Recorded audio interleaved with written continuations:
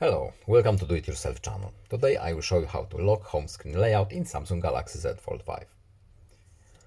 To prevent moving our applications, icons and shortcuts from our setup here, for example, if we try to move it, we can do it freely.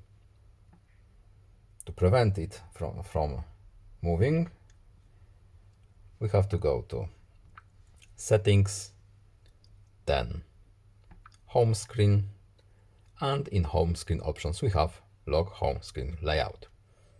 If we check this box here, we will not be now able to move our, as you can see, home screen layout is locked. You can unlock it in the settings. So we can go back to our settings to unlock it, or we can just simply use this little shortcut here. And now home screen layout turn off. Let's check. And now we can move it again. Hope this video was helpful to you. Please leave a like and subscribe. Have a nice day and see you in the next video. Goodbye.